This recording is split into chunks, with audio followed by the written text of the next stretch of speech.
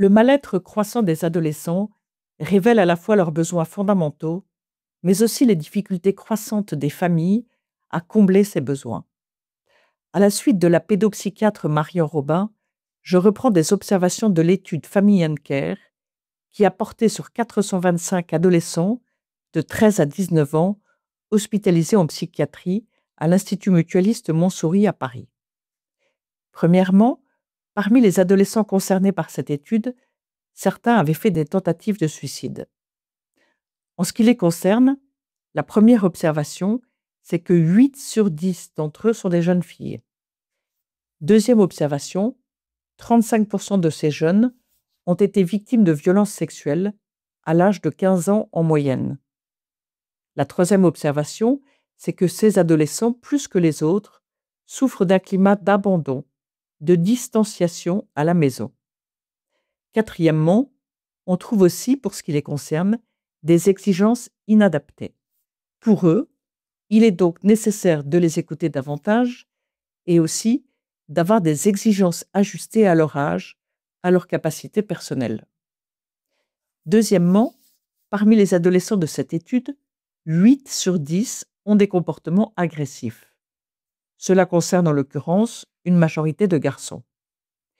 Les auteurs de l'étude ont observé que ces jeunes ont vécu plus d'abus physiques, d'abus émotionnels et de négligence que les autres.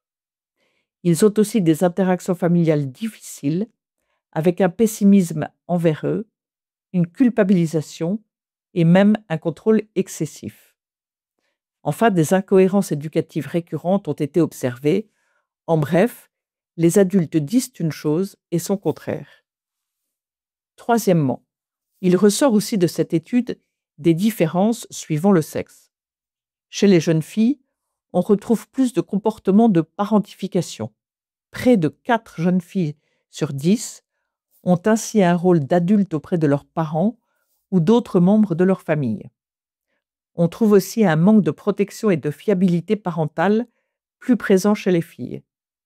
Et on trouve également chez elles un manque de soutien affectif et de validation de leurs paroles et de leurs affects. Du côté des garçons, on observe plus de surprotection. 4 garçons sur 10 sont concernés. Attention, cela ne veut pas dire que les filles sont moins protégées et moins écoutées, ou que les garçons sont plus protégés et plus contrôlés. Cela signifie que leurs besoins sont différents. Pour donner un autre exemple, sur le virtuel, sur Internet, les filles vont plutôt chercher les réseaux sociaux et les garçons, les jeux vidéo.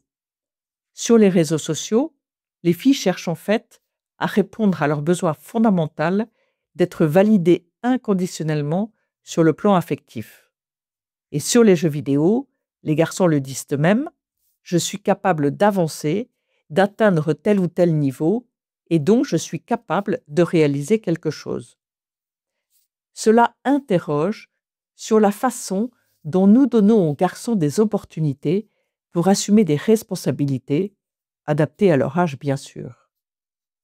De manière générale, il est en tout cas nécessaire de mieux protéger et soutenir les jeunes filles et d'autonomiser davantage les garçons.